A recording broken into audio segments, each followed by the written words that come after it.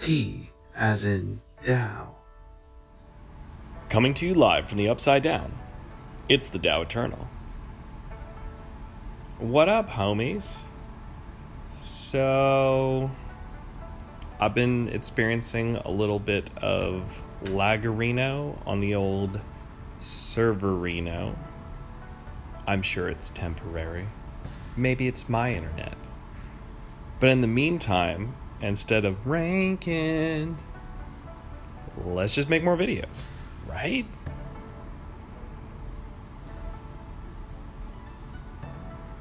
Like, look at that, right? Your boy's trying to 3-0, and I'm getting 0-0. Give me something I can swing at, coach. Come on.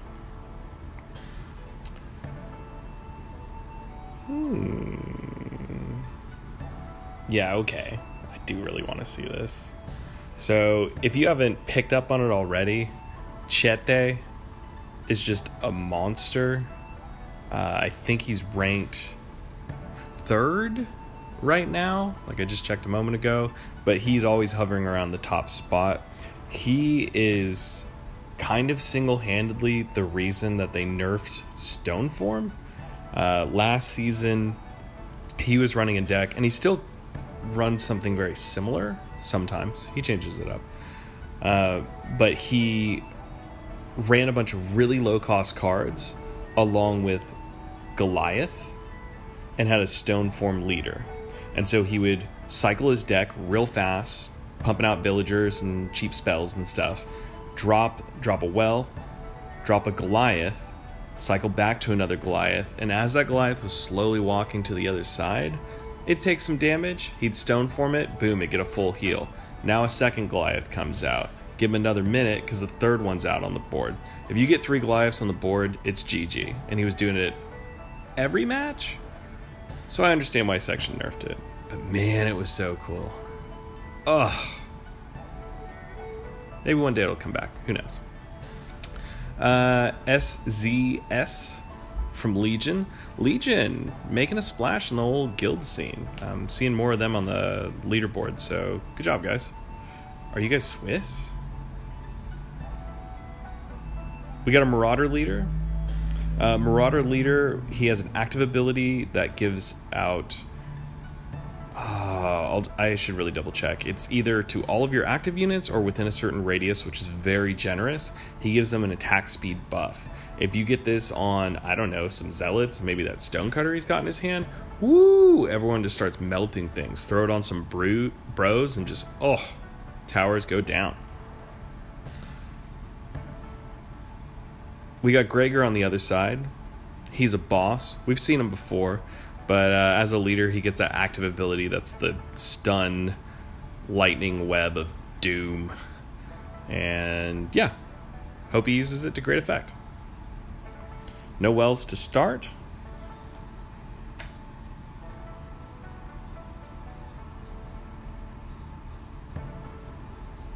All right. Now, Chete also... almost every time he plays that Goliath in the back, and I think that's where you play it. Sorry, Deep V, but I see you play that thing at mid-court all the time, and it's too soon. You need more mana to build up to push with the Goliath. If you drop it at half court, you don't have any mana to support it, and it's amazing, but you can melt it down if there's nothing with it.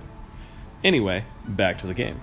Stonecutter on bottom, we got a wolf, we got some little skellies walking on over. They're all getting chewed up by that gremlin. Man, gremlin's such a good card, and it's so cheap. It's amazing. Goliath marching up top. Oh, now he's got his support. He's got some zealots, and he's got his Gregor. Marauder's knocking things over. Automaton doesn't really do too much there. Gremlin's dying on the bottom, and that top tower is getting worked. Won't be surprised if it falls right now. So, got to deal with this push. Gregor comes in, he charges, he lightning stuns everything. Goliath still got plenty of health. This does not look good. I think this is going to be a quick one. Real quick. Boom. And that's how you 3-0. Now, am I bitter? No, I'm not bitter, because I want to build towards something in this game. In games like this, my experience has been, not that I've ever dropped hundreds of dollars on a game like this, collectible games. But when you do, and you get all the cards, and you get them maxed out right away, there's nothing to build towards. So I'm really happy that Section has set it up so there's a very generous reward system. You're building towards cards over time, and yet it doesn't feel like it takes too long to get everything. To be fair, I've been playing this game a couple weeks. It's fine that I don't have every card. That said, I don't have Gregor, and I don't have Goliath, and I want to play him so bad. So let's just get that positive legendary card juju going my way. Your boy's trying to play some legendaries. Are they going to win you games? I don't think exclusively. A lot of the top players right now, they're playing tons of commons. So I don't think it's an end-all be-all, but man, a Gregor charging through a Goliath?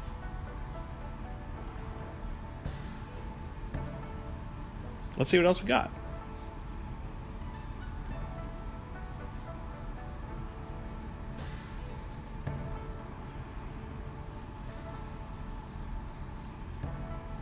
All right. So we got Apache Beard of the Pillage People. Yes, please. And we got J5150. J for short.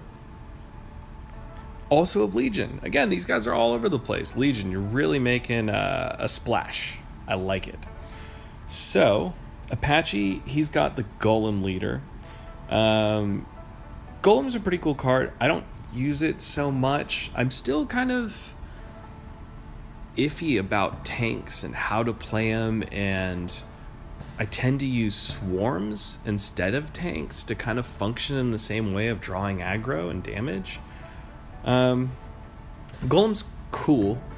I think it's definitely cooler significantly in the leader spot because it gets an active ability that allows it to roll essentially onto an enemy tower. And it's a demolisher, it's not doing damage until it gets there, so it helps it to just start dealing that damage much faster.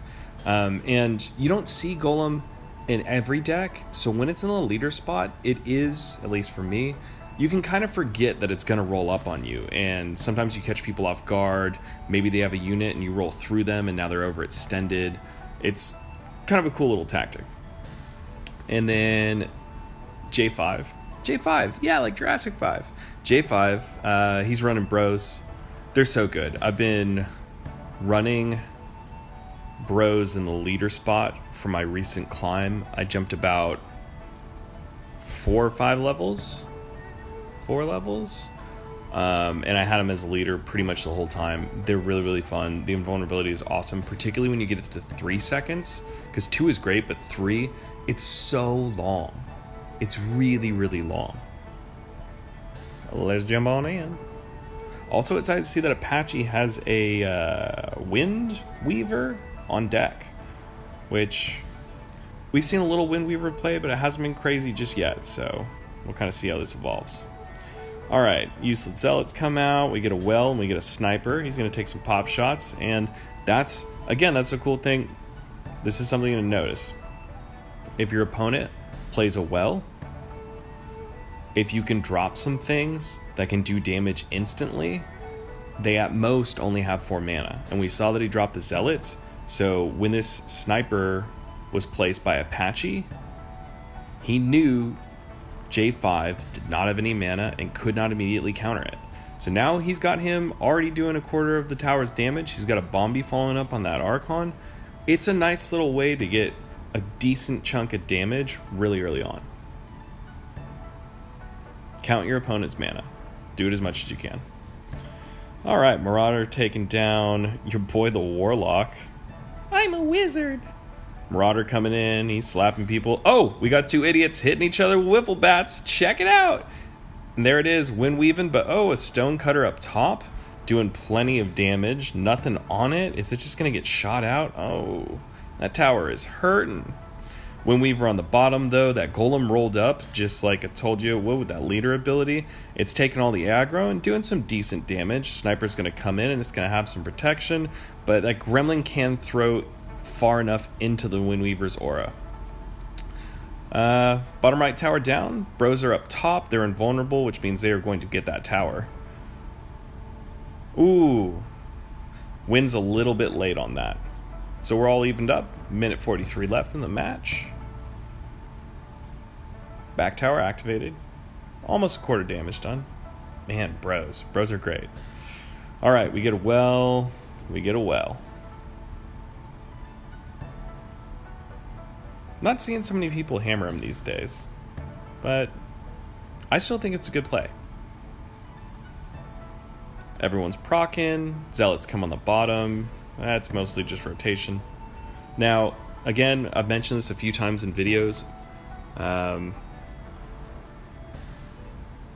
Don't play Zealots alone in the lane unless you're going to reinforce them. They just die. Grail Knight up top. We got a Stonecutter as well. He's smacking in.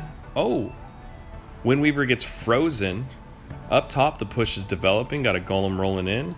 Bottom left tower took a lot of damage. We got that Golem up top. We got a Sniper defending him. Takes out the Gremlin, but he's going to get zealoted. Bros are going to take out that Golem pretty swiftly. Few pop shots here, but... Oh! Nice Grail Knight placement there. Keeps the Sniper alive. Another Stonecutter comes in, though, and that tower is... Oh! Just barely saved. Hammer is in play for J5, so they can take that out at any time. 30 seconds left on the clock. Weaver's just going to walk in and die. Wells come down. Marauder's not doing any damage, so he doesn't choose to defend it.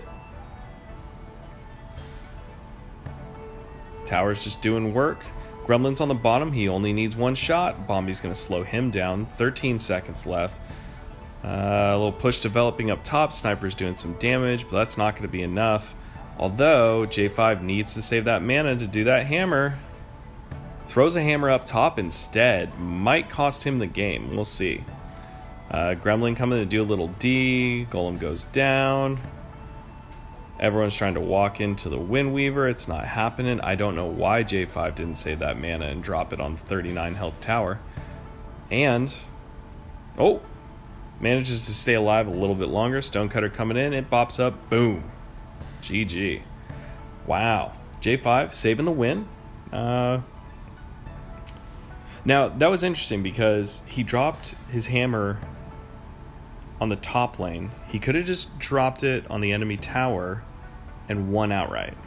Well, at least as soon as the timer clicked down. I'm sure that he was thinking, I need to defend this push. Something important to remember is that the health of your towers is a resource. I very often in games, when the situation is appropriate, will sort of bait my opponent. If I've taken down one of their towers and they're trying to rebuttal and I've got a tower at half health, if they push into it, sometimes I just throw everything in the other lane and take their other tower while they're taking my half health tower. If I'm up 2-1 at the end of the match, I still win. So sometimes you just got to let them do some damage so that you can set up a more game-winning push somewhere else. Sometimes it's you setting up a push into their main tower, and yeah, let them have the auxiliary one. That doesn't win them the game necessarily. Different thoughts about different ways of doing it.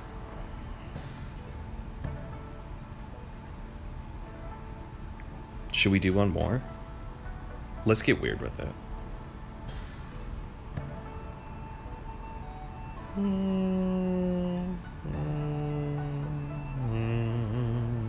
Okay, yeah.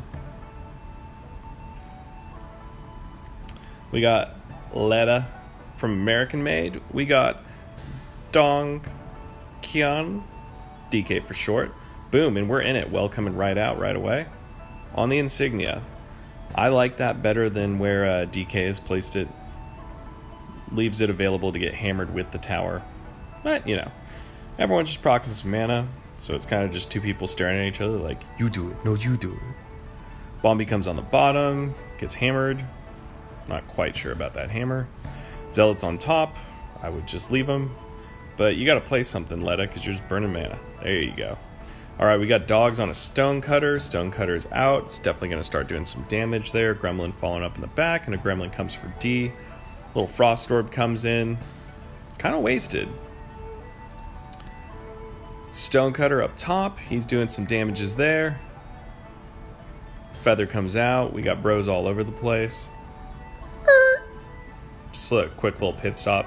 I didn't mention leader abilities here real quick. Frost Orb as a leader, it procs 3 times instead of 1 or 2. It's great. Giant as a leader, he gets an active ability that gives him an area stun in front of him. Just want to be consistent. Alright, we got your Archer up top. She gets wasted real quick. Bro on the bottom doing some damage, and top tower looks like it's going down. That Giant still got plenty of health. Frost Orb delays the inevitable a little bit. But they still got plenty of time to do the damage, and it gets done. Stonecutter shifts onto the main tower. It's going to get taken out by shots. Gremlin's up top. He's going to get taken out as well. And everything resets. Alright, Bro's on the bottom. They got a... It's like a dog sled going right there. Bro's doing that damage. DK... Did DK DC? I think that's exactly what happened. He's just burning mana. Oh, well that's kind of disappointing. But you know what? We're going to leave it in. Because I'm sure you've been in this scenario, noble viewer. And sometimes you just get a free one, right? So he's got a mana well. He can set this up however he wants. Send a Stonecutter. Send a Gremlin. Freeze him. Why not? You're a winner and you know it. There it is. GG. Alright, so a little bit of a wimpy finish, but they played out most of the battle, and sometimes it happens. Sometimes you're playing on your phone and you get a phone call and you just pick it up and throw the match. Just saying, mobile games. So there you have it. Wanted to put out a little bit more of that sweet, sweet content. Just have some fun. Check out some videos. Like the video if you like the video. Subscribe because there will be more. And add a comment. I did something a little different with my last video. Had a somewhat different format. On this one, I'm trying out doing a video that's a little bit longer. I'm starting to get a little bit better with the YouTubes and things, and yeah, got that going. So let me know what you think. Do you like them longer? Do you like them shorter? We serve it up and make it nice for you. Alright, we'll see you soon. Bye-bye.